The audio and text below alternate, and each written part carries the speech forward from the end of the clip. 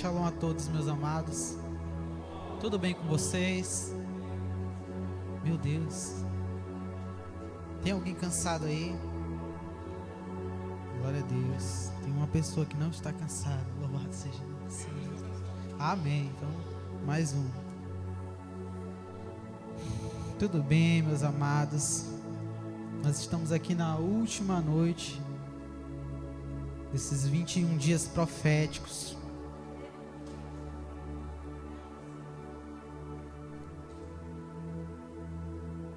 Gostaria de fazer uma oração antes de iniciar, bem breve.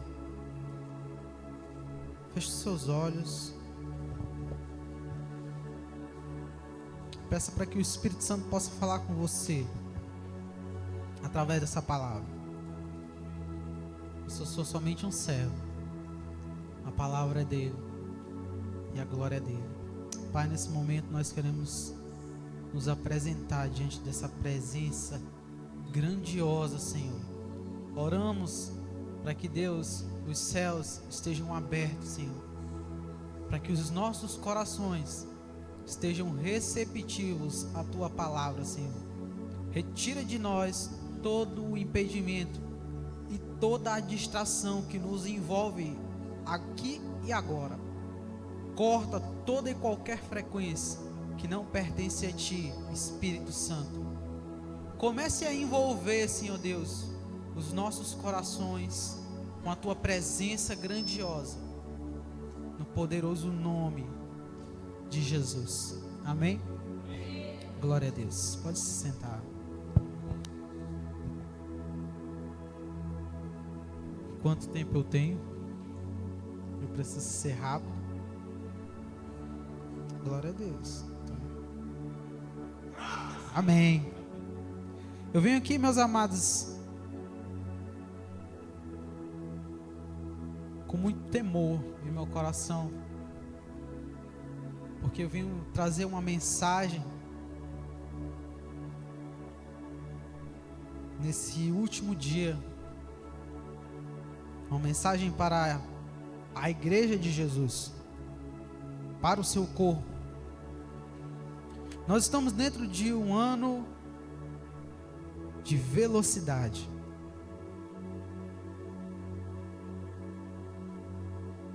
E uma profecia que foi nos dada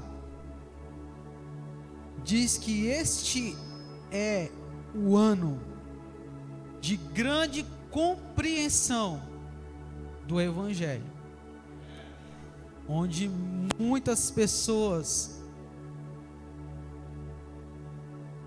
se converterão em massa. Mas essas pessoas, elas não se converterão se nós não estivermos posicionados para que isso aconteça. A Bíblia diz que os anjos se inclinam para observar o que faremos com o Evangelho que nos foi dado. Eles querem saber como os homens se comportarão com algo que eles não receberam. Conversões em massa. Então, desde já, vamos colocar logo essa palavra profética, palavra-chave, né? Escreva assim: os eleitos. A palavra-chave é os eleitos. Bonito, né? Me sinto parte desse grupo. Glória a Jesus. Nós estamos vivendo em uma era onde nós temos experimentado de uma abundante graça de Deus, graça extraordinária, manifestações da presença de Deus estão cada vez mais claras sobre a nossa geração. Mas ao mesmo tempo, esta é a era que sofre com uma tamanha falta de compromisso, de respeito, entrega e de serviço.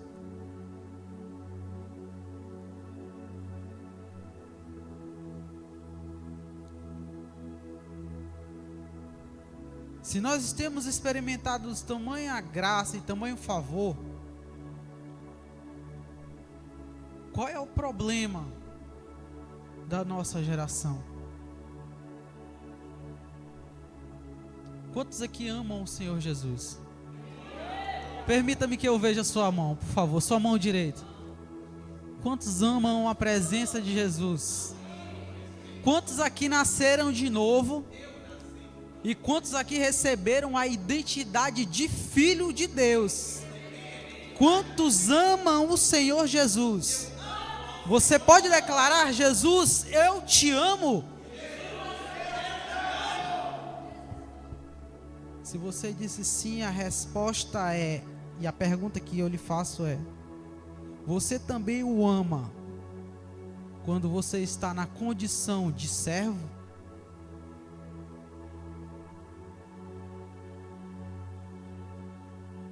Nós amamos a Jesus com todo o nosso coração. Eu não duvido disso.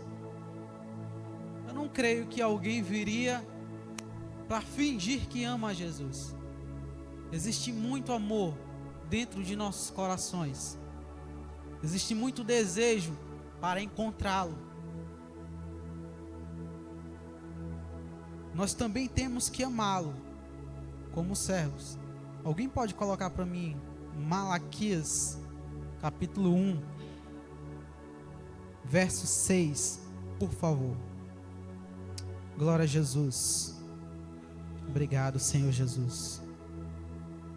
Malaquias, capítulo 1, verso 6. Diz assim o texto: o filho honra o pai, e o servo o seu senhor. Se eu sou o pai, onde está a minha honra? E se eu sou o Senhor, onde está o meu temor? Diz o Senhor dos exércitos. Somente essa parte. A pergunta que ele está fazendo é: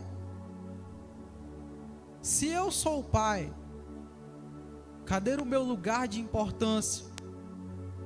E se eu sou o Senhor, onde está a reverência e o temor que me é devido? Nós temos vivido grande confusão por conta dessas duas características. Nós misturamos o filho com o servo. O filho tem lugar juntamente com o pai, e ele tem o privilégio de poder dizer não caso não deseje. Porém, o servo não tem essa opção. O servo está pronto a atender os pedidos que o seu Senhor lhe faz. Certas ordens que Deus nos dá, nós não devemos atender elas na identidade de filho. Não me entenda errado. Vou explicar melhor. Você tem que usar a sua identidade de filho juntamente com a sua identidade de servo. Abre para mim no livro de Filipenses, no capítulo 2.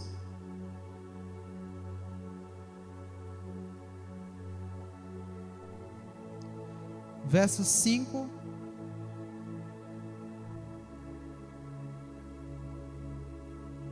Começar a leitura aqui. De sorte que haja em vocês o mesmo sentimento. Na NVI vai dizer modo de pensar, que houve também em Cristo Jesus. Próximo, por favor. Até o 8. Que sendo em forma de Deus, não teve por usurpação ser igual a Deus, mas fez a si mesmo de nenhuma reputação, tomando a forma de servo, fazendo-se semelhante aos homens. Verso 8. E achado na forma de homem, humilhou-se a si mesmo, sendo obediente até a morte, e morte de cruz. A palavra de Deus está dizendo que Jesus carregava duas identidades. A primeira de Deus Filho e a segunda de servo. E ele não sabia misturar essas duas características. Porque quando Jesus estava sofrendo em direção ao Getsemane em angústia, quando ele faz aquela oração, ele não está fazendo uma oração de filho. Ele ora e diz: Pai. Ele diz: Pai, se quiser, passa de mim este cálice. Aí ele ora como um servo. Contudo, no entanto, não seja feita a minha vontade, mas seja feita a sua. Louvado seja o nome do Senhor Jesus. No Salmo de número 103, verso 21, vou ler na minha versão aqui, eu tenho certeza que está diferente. Diz assim: bendigam ao Senhor todos os seus exércitos, vocês, aqui está ministros, na NVI está os seus servos, que cumprem a sua palavra. São os servos que têm a responsabilidade de executarem a vontade do seu Senhor. E nós vivemos numa geração em que nós temos descoberto a paternidade. Maravilhoso. Porém, você não deve se confundir. Nós somos filhos, mas nós somos servos. O filho pode dizer que está cansado, mas o servo não pode. Ele tem que fazer. O filho pode dizer que não vem. Eu não vou para a igreja hoje. Mas o servo tem que vir.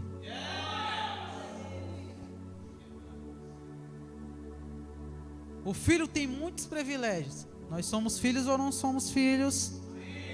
Quantos aqui são filhos de Deus também, como eu sou? Mas nós também somos servos.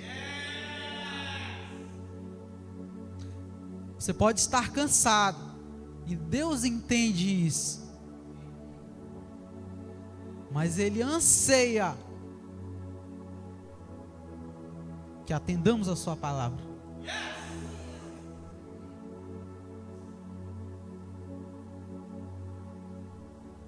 Louvado seja o nome do Senhor Jesus.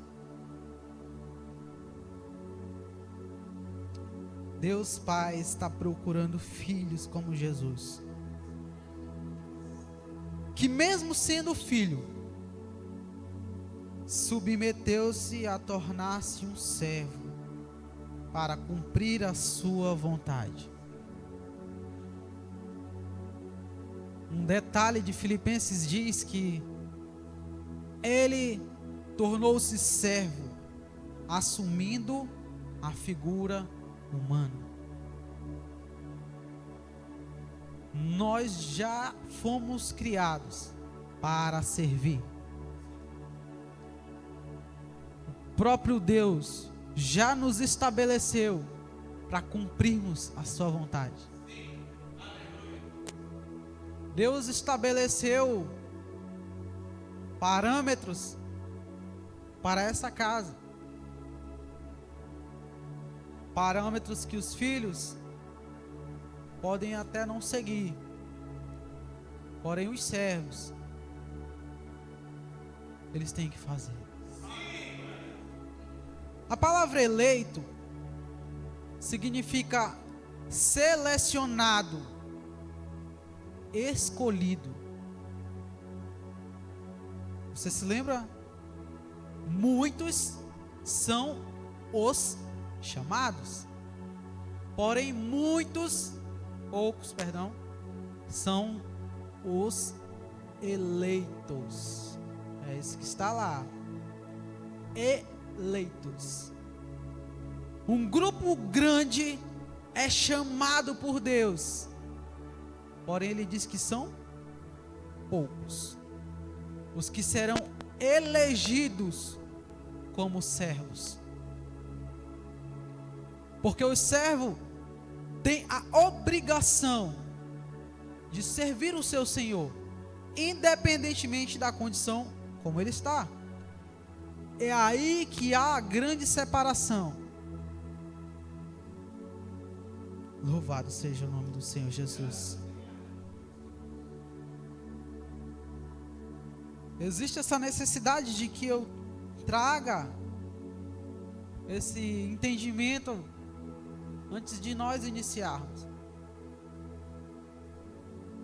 Porque se você não entender que você é servo, neste ano, existe uma grande possibilidade de você não conseguir seguir adiante. Nós estamos vivendo numa era de grande compreensão do Evangelho. Deus tem aberto os nossos olhos para as Escrituras, para nos mostrar a sua vontade. Se nós não entendermos que Deus deseja que cumpramos a sua vontade como servos,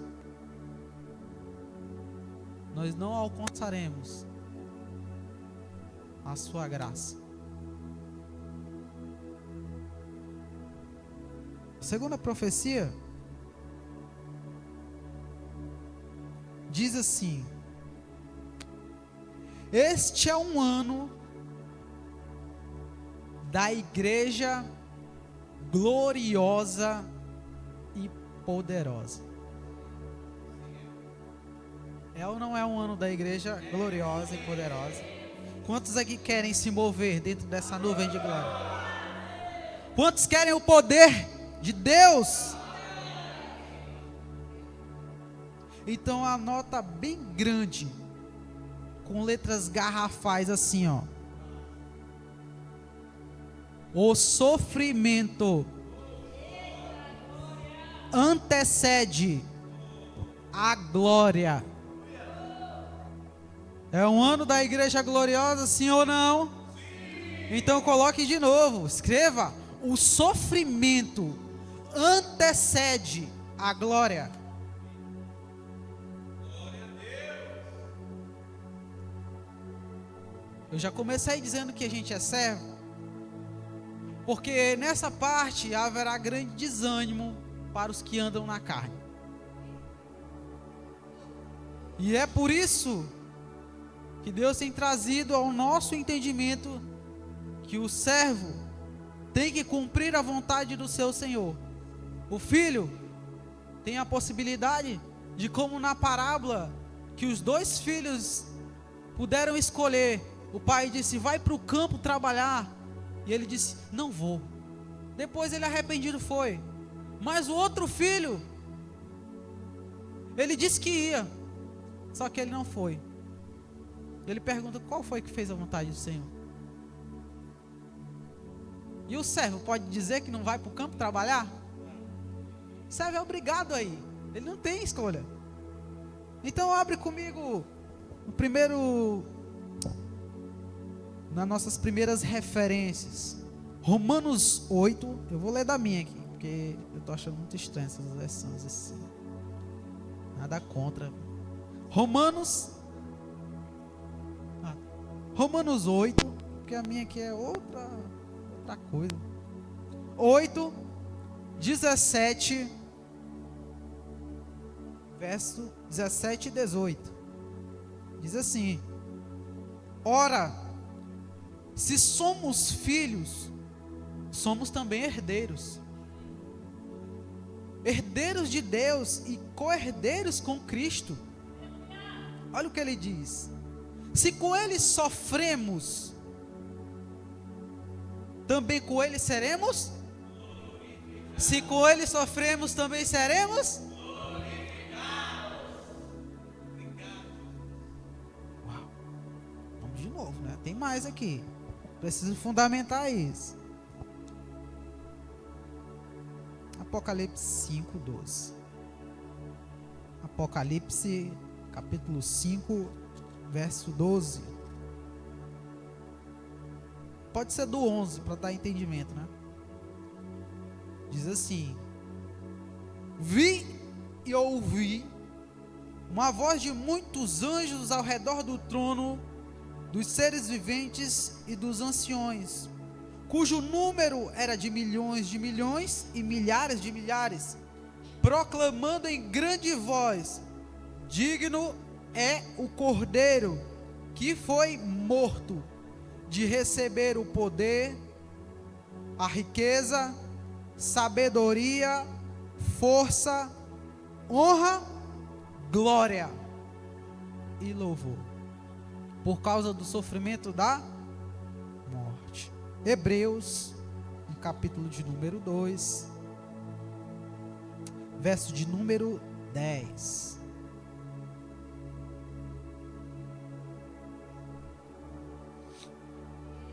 Diz assim: porque era necessário que aquele por cuja causa e por quem todas as coisas existem, conduzisse muitos filhos à glória, aperfeiçoasse por meio de sofrimentos o autor da salvação deles. Pois tanto o que santifica como o que é santificado, todos vêm de um só. Por isso é que ele não se envergonha de lhe chamar irmãos. O próprio Filho de Deus sofreu para ser aperfeiçoado. Ele não era perfeito, mas por meio do sofrimento foi levado a ser perfeito, aperfeiçoado por Deus. Continua comigo, não dorme não. 1 Pedro, capítulo de número 3,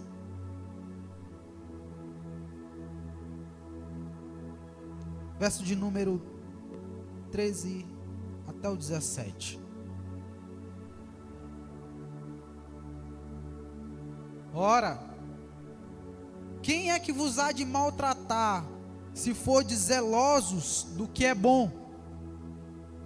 Mas ainda que venhais a sofrer por causa da justiça, bem-aventurados sois. Não vos amedronteis com as suas ameaças, e nem fiquem alarmados. Antes, santificai a Cristo como Senhor em vosso coração, estando sempre preparados para responder a todo aquele que vos pedir razão da esperança que há em vocês, fazendo com mansidão e temor, com boa consciência, de modo que naquilo que falam contra vocês, fiquem envergonhados os que difamam o seu bom procedimento em Cristo. Porque se for da vontade de Deus, é melhor que sofra por praticar o bem, do que sofrer por praticar o mal.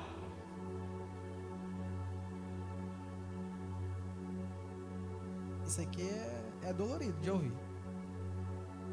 se for da vontade de Deus que eu sofra, mas ele acabou de mencionar que eu estou fazendo o bem. Como posso sofrer se eu estou fazendo o bem? Não estou fazendo o mal. Mas ele diz que ainda que isso aconteça, saiba que Deus está querendo te aperfeiçoar. No 1 Pedro, continuando no verso, agora no capítulo 4, verso 1 e 2, diz assim: traz a mente para cá. Ora, tendo Cristo sofrido na carne, armai-vos também vocês do mesmo pensamento. Pois aquele que sofreu na carne deixou o pecado, para que no tempo em que vos resta, já não vivais de acordo com as paixões dos homens, mas segundo a vontade de Deus. Pula para o verso 12. Amados, não estranheis o fogo ardente que surge no meio de vocês, destinando-os a provar-vos, como se alguma coisa extraordinária vos estivesse acontecendo. Pelo contrário, alegrai-vos na medida em que sois co-participantes dos sofrimentos de Cristo, para que também na revelação da sua glória vos alegreis exultando. Verso 14. Se pelo nome de Cristo sois injuriados, bem-aventurados sois, porque sobre vós repousa o Espírito da glória e de Deus.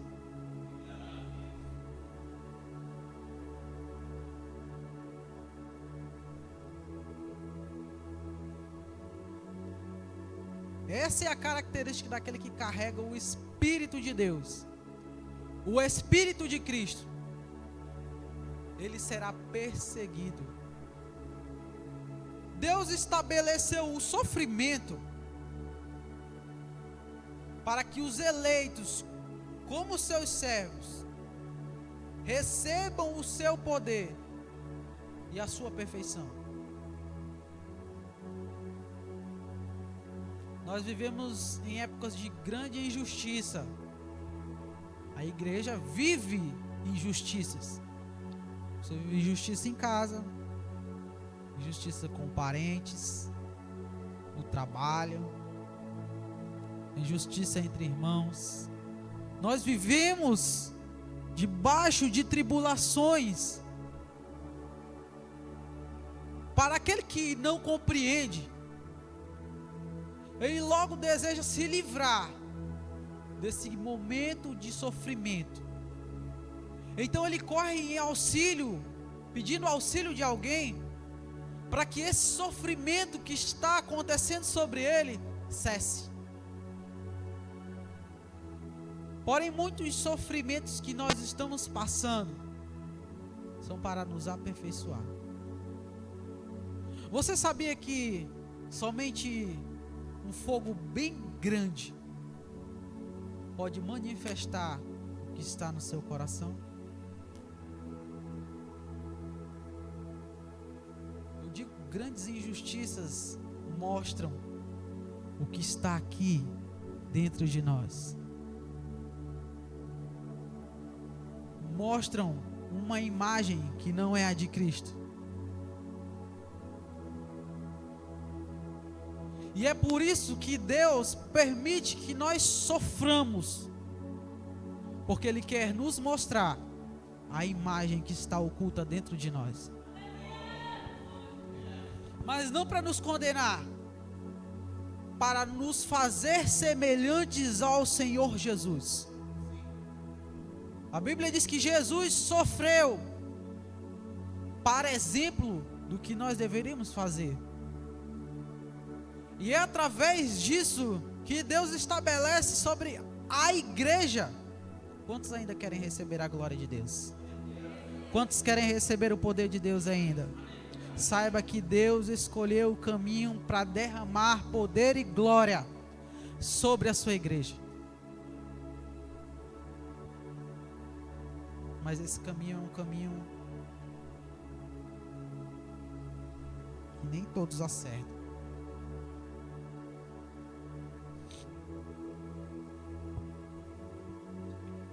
Quando a gente está sendo perseguido de maneira injusta, nós sentimos um grande desejo de retribuir com. Mas a Bíblia diz que nós não devemos pagar mal com mal.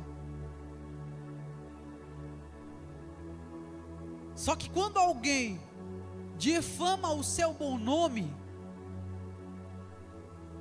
quando alguém te ofende e fala algo a respeito de você que você não é, uma natureza diabólica surge. Justiça própria. Nós queremos nos defender. A pergunta que eu me faço quando eu estou passando por isso é: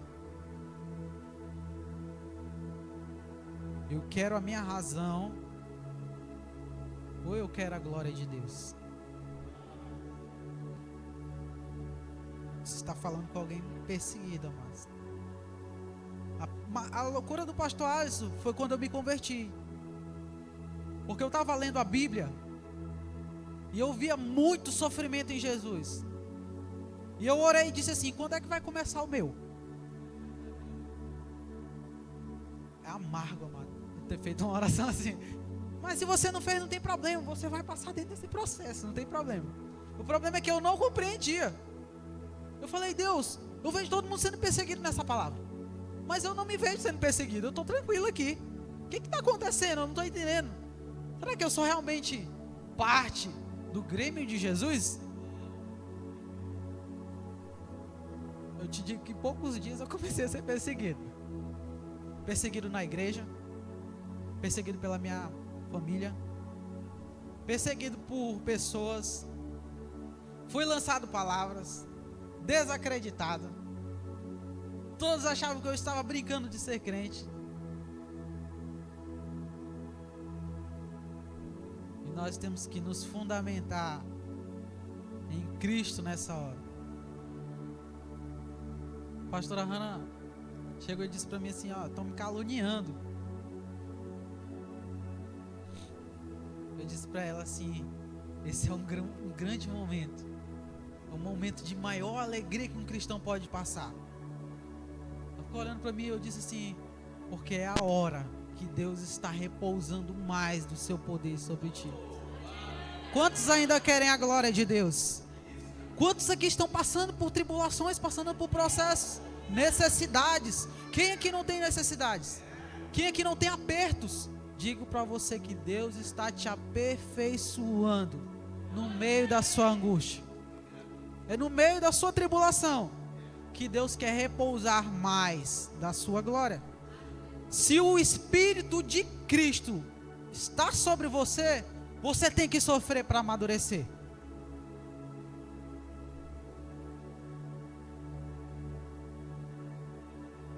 Eu fugi de muitos lugares por causa de sofrimento, porque eu não queria aceitar ele. Eu passei muitos anos da minha vida fugindo do sofrimento. Quando ele começava, eu sumia, procurava trocar a trajetória. E eu falava para minha esposa: eu estou sofrendo, eu preciso sair e mudar minha direção, porque isso não é certo. Deus não me chamou para sofrer. Está errado isso. Eu sou um filho. Mas esquece que Jesus era o servo sofredor. Deus estabeleceu esse caminho. E essa compreensão do Evangelho precisa estar sobre nós, para o nosso amadurecimento. A igreja vai receber maior glória quando ela receber maior sofrimento. É uma época em que Deus irá derramar ainda mais da sua glória. Quantos aceitam a glória de Deus? Eu tenho uma notícia que possa te confortar caso você esteja na carne. É melhor sofrer sendo aperfeiçoado do que sofrer e não ter resultado nenhum. A Bíblia diz que o sofrimento, segundo o mundo, produz morte. Mas a tristeza que vem de Deus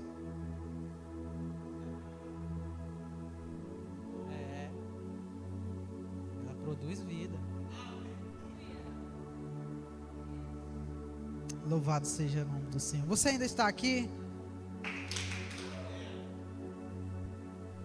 Essa é a hora em que haverá separação entre os chamados e os eleitos.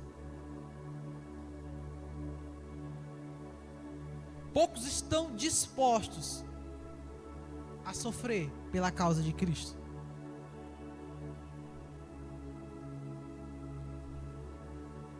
É melhor não sofrer. Quantos aqui já não ouviram essa frase da carne? Em momentos de sofrimento ela sempre aparece como um grande conselheiro, mas trazendo caminhos de morte sobre a vida de muitos nessa geração. Louvado seja o nome do Senhor Jesus.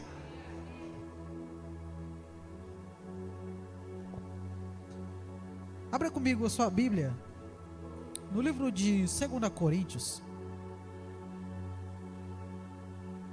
capítulo de número 11, verso de número 23 ao 30. Eu vou ler aqui na minha.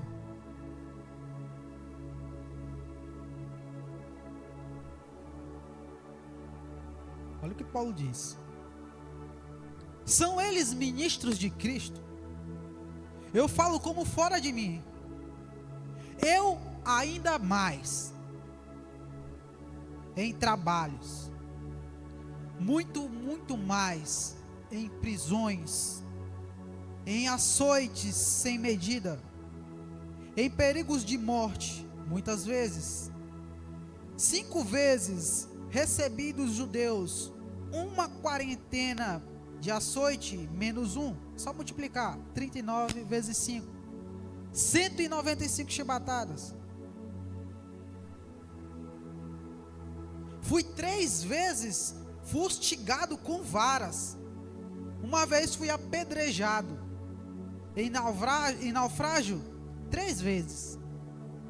Uma noite, um dia passei na voragem do mar, em jornadas, muitas vezes em perigos de rio, em perigos de salteadores, em perigos entre os patrícios, entre perigos entre os gentios, em perigos na cidade, perigos no deserto, perigos no mar, perigo entre falsos irmãos, em trabalhos e fadigas, em vigílias, muitas vezes, em fome e sede, em jejum, muitas vezes, em frio e nudez, além das coisas que estão exteriores. Há o que pesa sobre mim diariamente, a preocupação com todas as igrejas. Quem enfraquece, que eu também não enfraqueça. Quem se escandaliza, que eu não me inflame. Se tenho de gloriar-me, gloriar-me-ei no que diz respeito à minha fraqueza.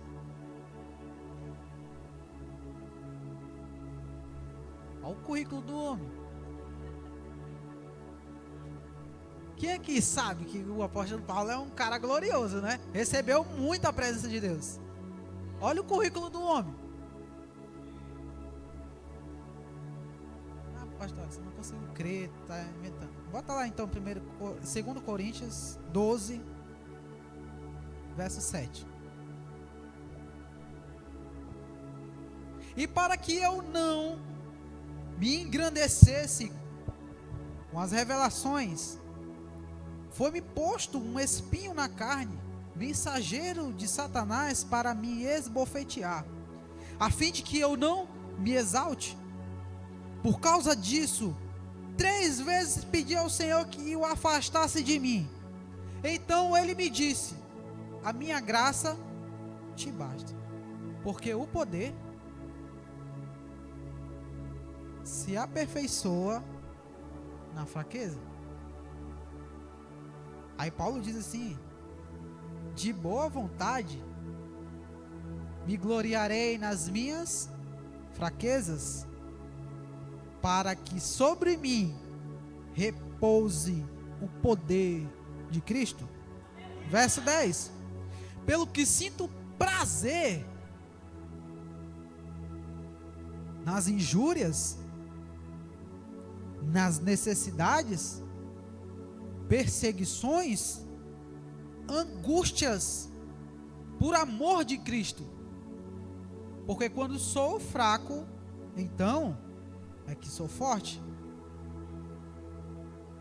Olha que declaração. Eu não sei exatamente o que é o espinho na carne, não tem muita importância agora. Mas algo levou esse homem que sofria constantemente a orar a Deus, pedindo a Ele que retirasse o sofrimento. E ele estava ali: Pai, no nome de Jesus Cristo, xerebassu me andarás, sobederevarás, tira de mim esse sofrimento, Jesus. Eu tenho que pregar o teu evangelho, Senhor. Eu tenho que ir lá na cidade ali, eu tenho que anunciar a tua palavra. Xerebassu me dá interpretação também, Senhor. Me ajuda, deixa eu mudar, me ajuda, Senhor Deus. Aí Jesus aparece e diz assim: ó, a minha graça te basta. Esse sofrimento que você está passando é para o meu poder se aperfeiçoar sobre você. Quando Paulo compreende isso, ele diz: então está bom, Jesus, eu me entrego, eu vou sofrer, eu vou me entregar para as minhas fraquezas, eu vou dar glória nos meus momentos de maior dor, porque eu sei que nesse lugar é o lugar de promoção. Jesus deseja promover os seus filhos, os seus eleitos,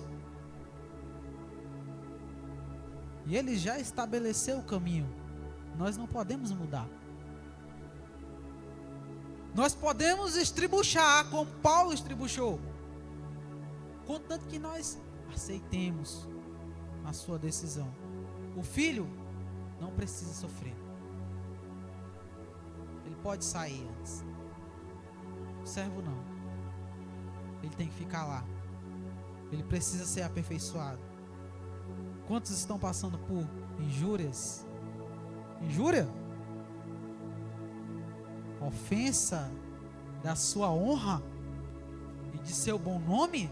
Quantos aqui estão passando por isso? Paulo dá 4 declarações aqui que não é possível que, se um verdadeiro crente e que o Espírito da glória repouse sobre ele não esteja passando necessidades. Não é possível. É Jesus. Perseguições, necessidades, perseguições. Quantos aqui estão sendo perseguidos? E angústias e prensas. Quantos aqui estão passando?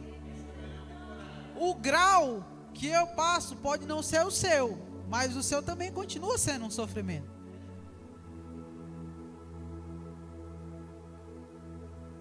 Quantos aqui oram para que esse sofrimento acabe?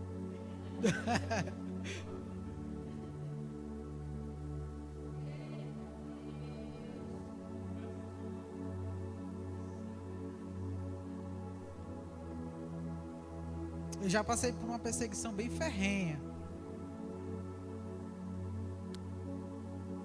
E eu não podia me defender.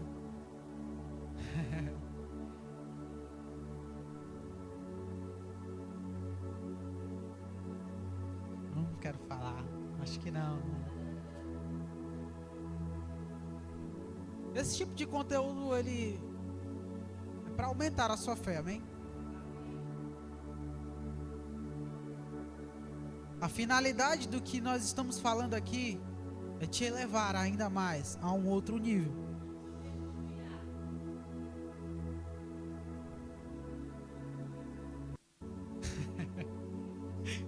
Porque tem umas carnes assim fazendo assim, não posso sofrer.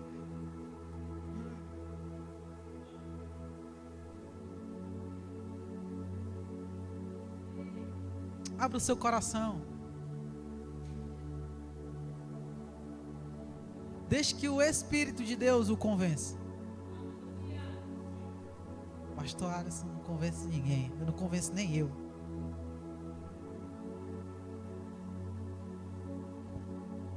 Abre comigo no livro de 1 Pedro, no verso de número 1 ao 9. 1 ao 9, por favor. 1 Pedro 1, verso 1 ao 9. Já vou ler aqui, porque a gente tem tempo para passar aqui. Pedro, apóstolo de Jesus, a quem? Aos eleitos. Aqui está estrangeiros. Da dispersão no Ponto, Galácia, Capadócia, Ásia e Bitínia, eleitos segundo a presciência de Deus Pai, em santificação do Espírito, para a obediência e a aspersão do sangue de Jesus. Graça e paz vos sejam multiplicados. Segura. Esse povo que estava recebendo essa carta estava sendo perseguido. Se espalhou. Pedro diz que eles foram eleitos e estão num processo de santificação, separação, com dois propósitos.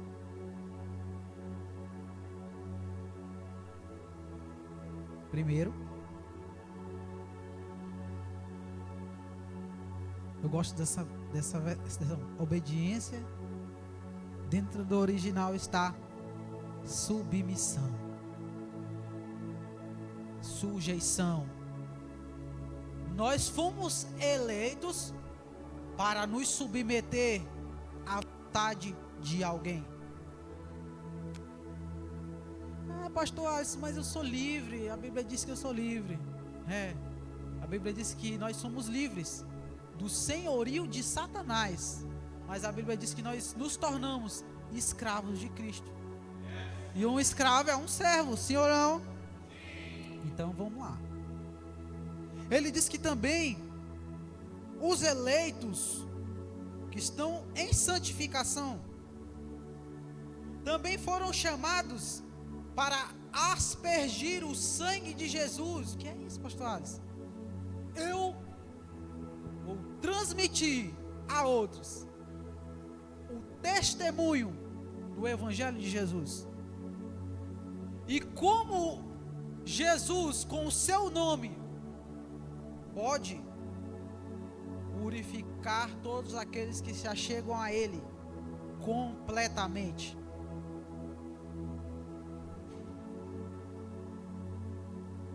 Nós estamos vivendo numa época em que nós não lutamos para as pessoas aceitarem a Jesus. Nós vivemos numa época para as pessoas que estão dentro da casa de Jesus viverem como Jesus quer.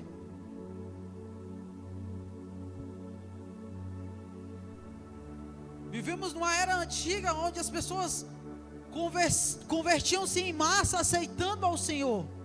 Esse é o poder de Deus também. Porém, nós vivemos numa era onde muitos que confessaram a Jesus estão dentro da igreja, mas não estão servindo como servos. A luta pela palavra que o Espírito traz é para nos incitar a seguir o seu caminho. Somente uma igreja com poder e glória pode abalar as portas do inferno. Somente uma igreja com poder e glória pode tirar almas que estão sendo colocadas no inferno. Somente uma igreja com poder e glória pode manifestar grandes sinais e maravilhas na presença de Deus, a ponto que as pessoas digam assim: eu quero aquele Jesus ali, ó. É o caminho de dor, é o caminho de sofrimento, mas eu vou seguir por ele, porque o poder se aperfeiçoa em cima da minha fraqueza.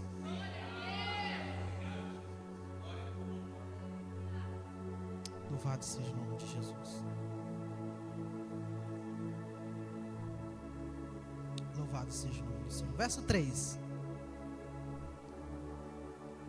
Maravilhoso, olha isso. Bendito, que gostoso. Bendito Deus e Pai de nosso Senhor Jesus Cristo, que segundo a sua muita misericórdia, nos regenerou, ou nos fez de novo, uma nova vida, para uma viva esperança. Uau!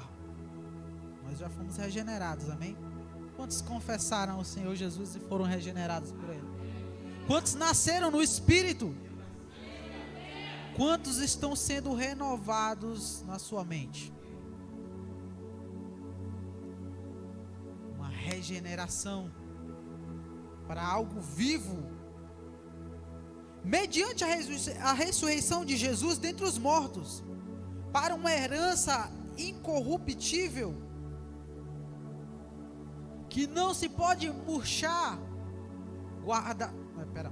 incorruptível, incontaminável, e que não se pode murchar, guardada nos céus, para vocês.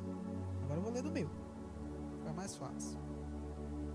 Para vocês que sois guardados pelo poder de Deus, mediante a fé, para a salvação preparada, para se revelar no último tempo.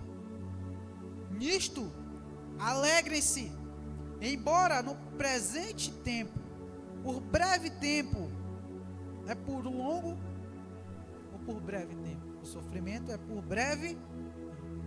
Se necessário, sejais entristecidos por várias provações, para que, uma vez confirmada o valor da vossa fé, muito mais precioso do que o ouro, mesmo apurado por fogo, redunde em louvor, glória e honra na revelação de Jesus, a quem não havendo visto, amais, no qual não vendo agora, mas crendo, exultais com alegria indizível e cheia de glória, obtendo o fim da vossa fé, a salvação da vossa alma. Que texto poderoso! Pedro está afirmando que o nosso sofrimento glorifica a Deus. Ele diz que o nosso sofrimento produz para Deus louvor, glória e honra. Quando Jesus se manifestar. Então, quando nós estamos recebendo perseguições e suportamos ela, estamos muito mais do que abrindo os nossos lábios diante dele. Os anjos contemplam a nossa verdadeira adoração juntamente com o Senhor. Somente um crente eleito suporta o sofrimento para que possa dar a glória, louvor e honra ao Rei dos Reis. Ele diz que a fé que está sobre nós nos protege. O poder do Espírito de Deus repousa sobre nós por causa da fé. E essa fé nos protege.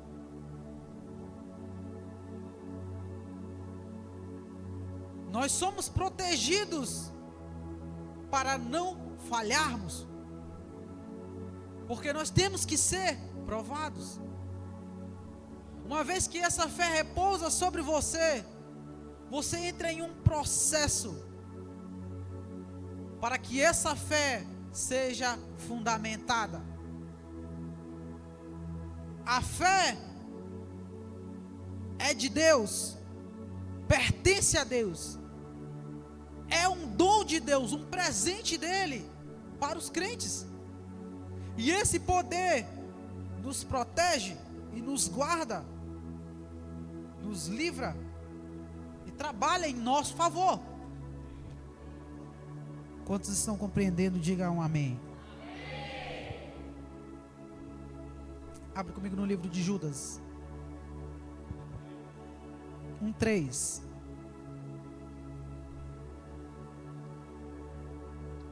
Amados, se tu olhar lá no verso 1, Judas está dizendo que ele é servo de Jesus Cristo. Verso 3, continua aí. Amados, quando eu empregava toda a diligência, todo o cuidado em escrever acerca da nossa comum salvação, me sentia obrigado a corresponder-me convosco, os animando a batalhar diligentemente pela fé que uma vez foi entregue aos santos. Gálatas 3:2 diz assim: quero apenas que vocês saber isto de vocês. Vocês recebem o Espírito pelas obras da lei ou por ouvir a fé? Verso 5: aquele que vos concede o Espírito e que opera milagres entre vocês, faz pelas obras da lei ou por ouvir a fé? Judas 1:3 diz: a batalhar pela fé que uma vez foi entregue aos santos. Pegue a sua mão direita aqui para o céu. O Senhor está me dizendo, pastor Alisson, que a fé, que tamanho de um grão de mostarda consegue mover montanhas, está sobre mim? A fé que opera maravilhas e que opera sinais está sobre mim? A fé que me transforma e que libera o Espírito sobre a minha vida está sobre mim? Ela foi entregue aos santos. Essa fé já está com você. Louvado seja o nome do Senhor Jesus. Se essa fé que opera milagres e maravilhas, como a palavra diz, por que eu não acesso ela?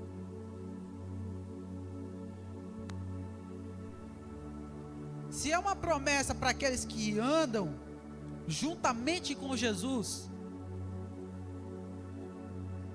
por que eu não consigo acessá-la? A resposta é: crer é a chave que dá acesso ao poder liberado na fé. Marcos 11:22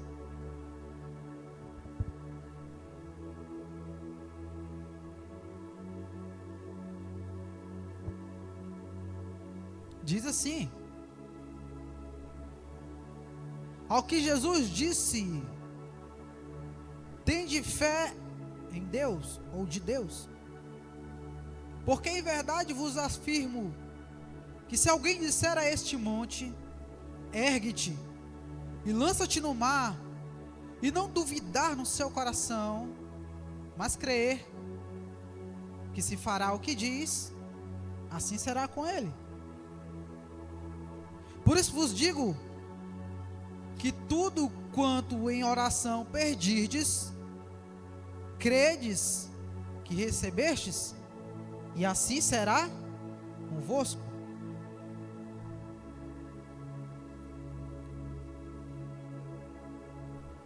Jesus está dizendo que o meio para crer está na oração. Não se confunda, fé e crer são coisas diferentes. Vou te dar uma definição minha aqui. Fé é a certeza que você ouviu a palavra viva de Cristo pelo Espírito. Romanos 10, 17 diz que esta fé vem por ouvir, e ouvir através da palavra de Cristo. A fé não vem por ler a palavra, vem por ouvir o Espírito Santo. É essa fé que purifica o coração, é essa fé que limpa a mente. Agora coloca crer. Crer é estar persuadido ou confiante em algo que alguém disse a você. Significa que Deus concede a fé, mas essa fé só opera em seu favor quando você está persuadido, confiante de que assim acontecerá, como Deus falou. Jesus disse que quando você orar, peça a Deus para não duvidar em seu coração, porque assim como crer é a chave para abrir e liberar a fé e o poder, duvidar é a chave que fecha o coração.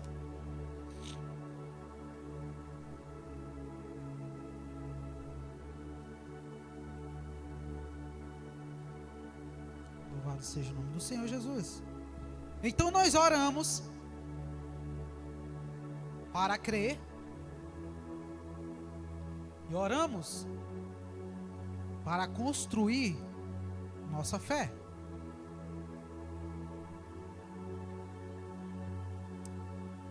E há orações que nós devemos fazer. A primeira é orar em línguas. Separei duas. Judas 1:20 diz que nós devemos orar no Espírito Santo para que a nossa fé seja construída. Isso significa que Deus não concede fé grande a todos. A Bíblia diz que, segundo a proporção do presente dom de Cristo, Ele repartiu a fé sobre o corpo. Mas isso não significa que você não possa elevar a sua fé. Os discípulos andavam com Jesus e Jesus tinha essa qualificação para ele: homens de pequena fé, por que vocês duvidam? Agora que nós recebemos a maneira de orar no Espírito, nós podemos construir a nossa fé. Nós podemos ser grandes em fé. A Bíblia diz que com um grão de mostarda somos capazes de mover um monte. O que nós podemos fazer com uma fé que se torna uma grande árvore? Ore em línguas para receber de Deus graça, para que a sua fé cresça, para que a sua fé não esmoreça quando Satanás quiser te peneirar. Jesus disse a Pedro: eu orei por ti para que a tua fé não desfaleça, porque Satanás pediu você para te peneirar, mas eu intervi por ti. Ore para que Jesus intervenha sobre sua fé, porque essa fé é quem te protege.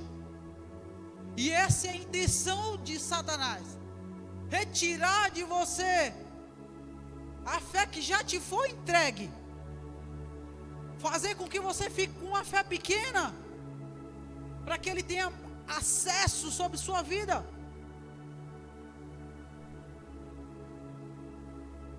Ore para construir a sua fé. Segunda maneira que tem na palavra de Deus, essa oração em línguas está em 1 Coríntios 14, 4. Segunda maneira que eu separei de oração é orar na mente,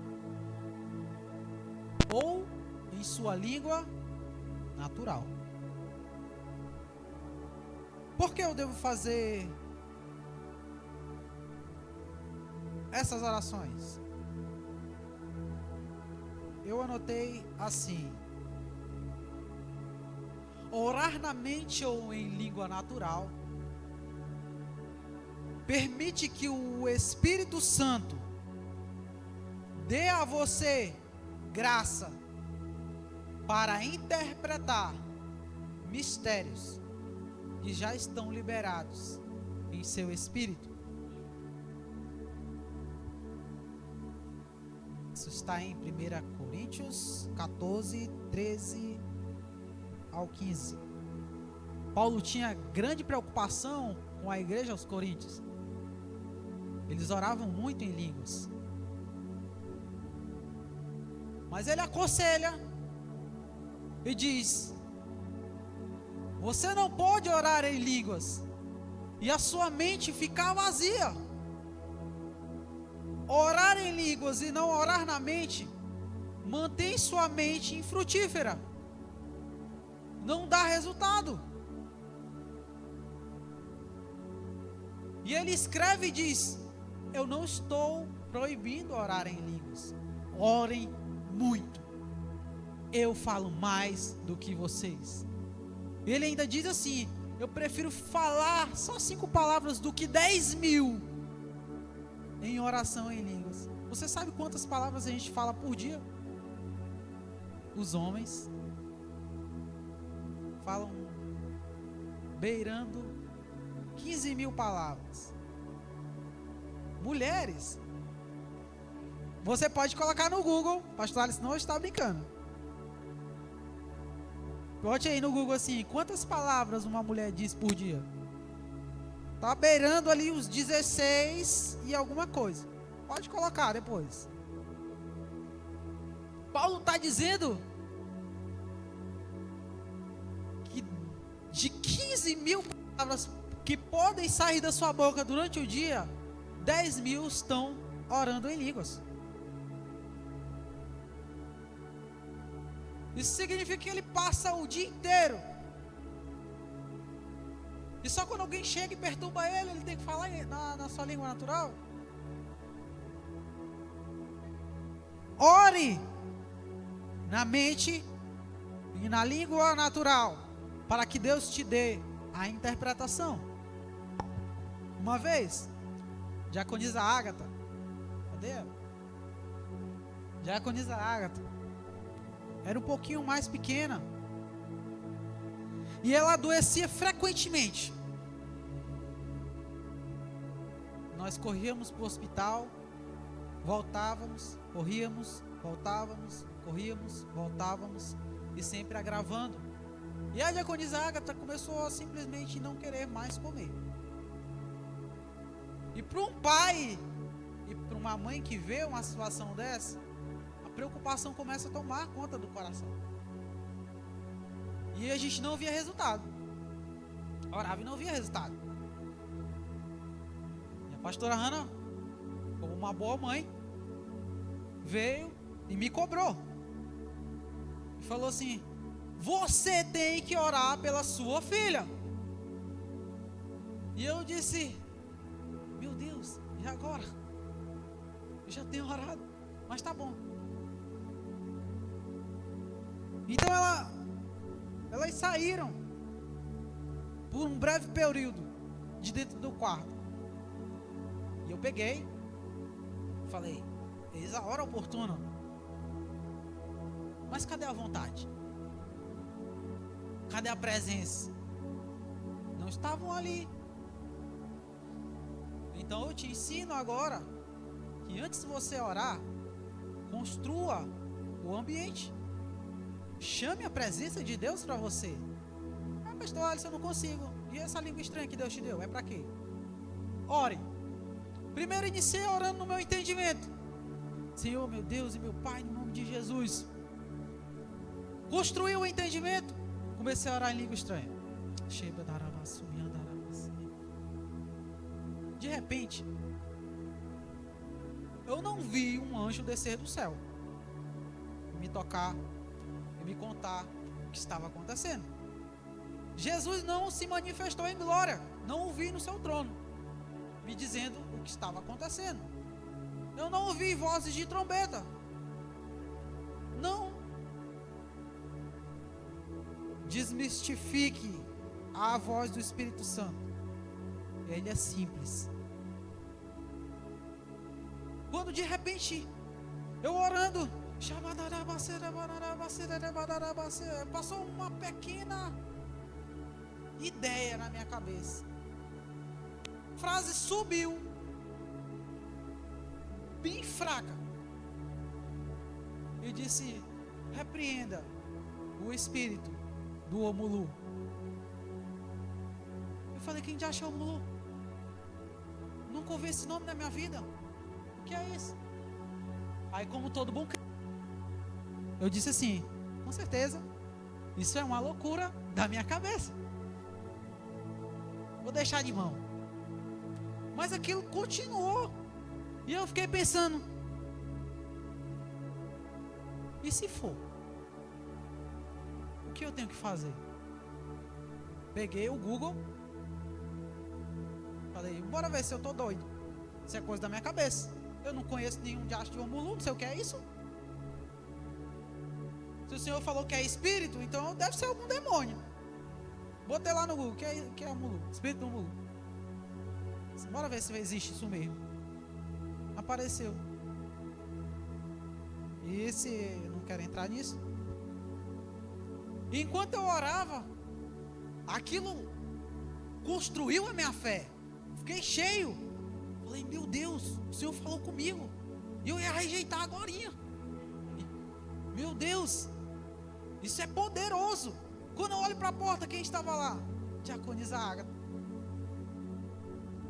Chegou e ficou perto de mim ali.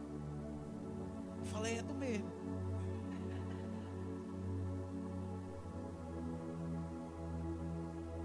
Aí falei: Deus, essas mulheres, se elas aparecerem, é do Senhor. Aí surge a Diaconisa Ágata na porta.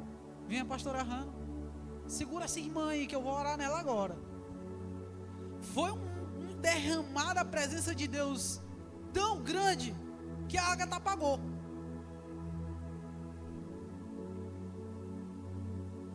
E ela começou a recuperar a saúde de novo.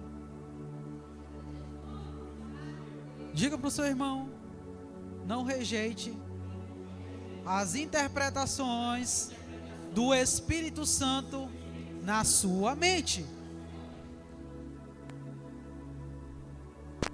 Você ora pedindo para que Deus te faça compreender, mas você rejeita as ideias que vêm no seu pensamento.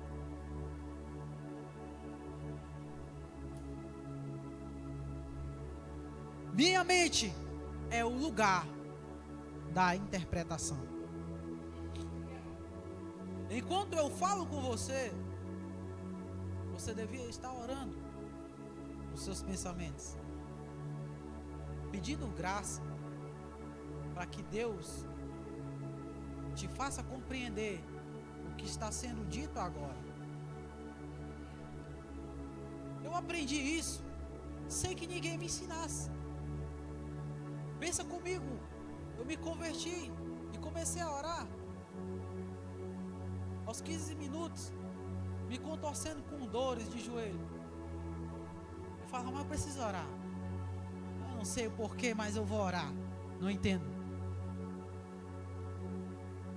Mas, na medida em que eu fui crescendo, orando, eu percebia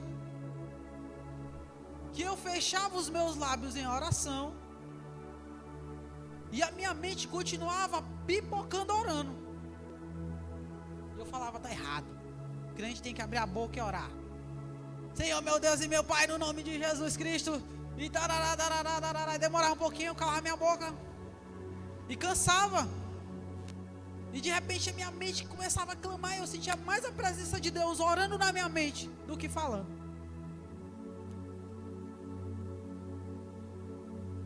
Existe um momento de falar com os lábios e declarar a palavra, mas ore em seus pensamentos para que Deus te conceda a graça, para que você compreenda os mistérios que já estão liberados para você. Louvado seja o nome do Senhor Jesus Cristo. Então,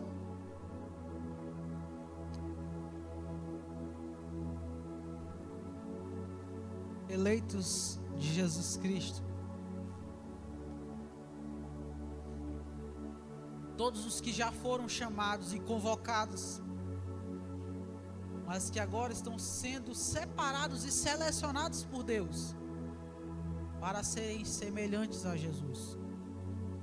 Nós temos um processo a passar, e esse processo vai nos moldar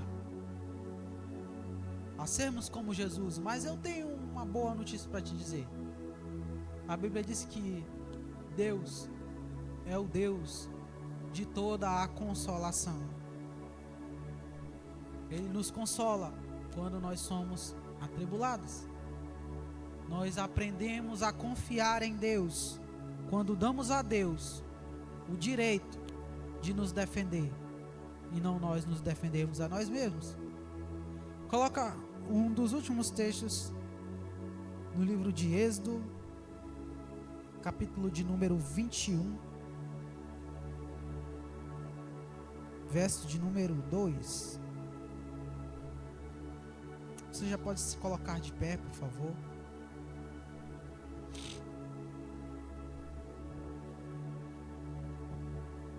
Já estamos finalizando. Nós precisamos voltar às bases.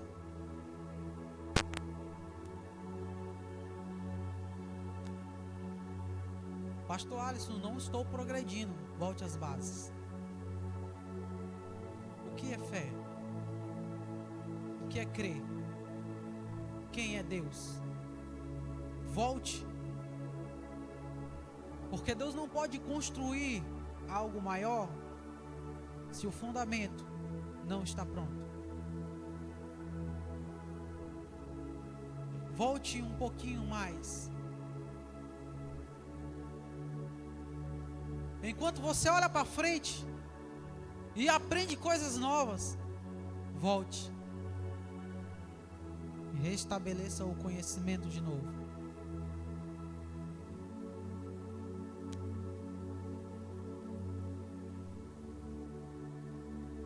Verso de número 2, certo? Diz assim a palavra do Senhor: se comprares um escravo hebreu, 6 anos servirá, mas o 7º sairá de graça. Se entrou sozinho, sozinho sairá. Se era homem casado, com ele sairá a sua mulher. Se o seu senhor lhe der mulher, e ela lhe der filhos e filhas, a mulher e os filhos serão do seu senhor, e o servo sairá sozinho. Porém, se o escravo expressamente disser: eu amo meu senhor, minha mulher e meus filhos, não quero sair. Então o Senhor o levará aos juízes e o fará chegar à porta ou à ombreira, e o seu Senhor lhe furará a orelha com uma sovela, e ele lhe será servo para sempre. Eu quero te convidar, diante dessas muitas testemunhas,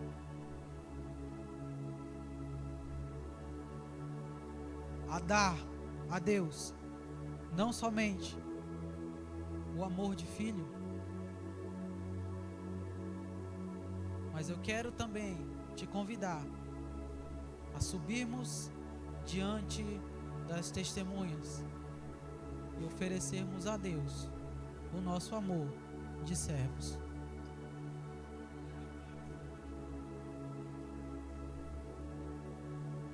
Deus procura servos para que a sua vontade seja estabelecida.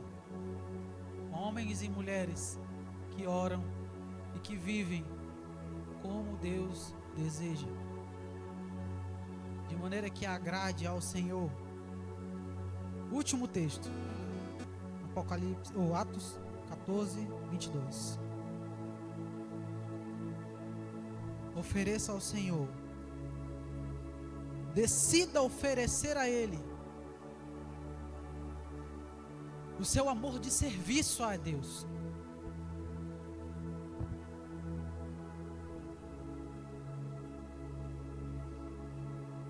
Ofereça a Ele, dê a Ele o seu amor de servo. Sirva a Deus com amor. Existe também o amor de servo, não só de filho. Existe um prazer em servir a Deus que ultrapassa o limite da nossa natureza humana, que mesmo cansado, este amor de servo te dará forças a você obedecer a Deus quando você não tiver força nenhuma. Te ajudará a suportar o sofrimento como servo quando suas forças se acabarem. Paulo conforta os seus discípulos e os diz assim: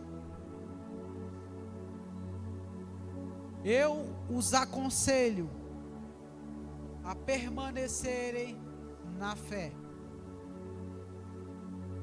porque é através de muitos sofrimentos que nos é necessário entrar no reino de Deus. Hoje, o Espírito Santo trouxe uma compreensão maior de como devemos servi-los. E também disse que é um ano em que a igreja gloriosa e poderosa irá se manifestar. Você pode abortar o processo, ou você pode ser promovido. A escolha não está com Deus, a escolha está conosco. Cada um de nós pode decidir se será promovido ou se será reprovado. Nós oramos no nome de Jesus para que o Espírito de Deus nos dê a graça, nos dê o favor para compreender tudo aquilo que foi dito. Oramos também para que essa semente não seja roubada da mente nem do coração dos teus filhos pelo Satanás. Nós o bloqueamos, nós o interrompemos. Ergue anjos ao redor de cada filho, ao redor, Senhor Deus, das pessoas que estão acompanhando a transmissão. Nós erguemos muralhas de fogo, que essa palavra penetre dentro do coração dos teus filhos e no meu, Pai, para que nós venhamos e te sirvamos por amor. No nome de Jesus.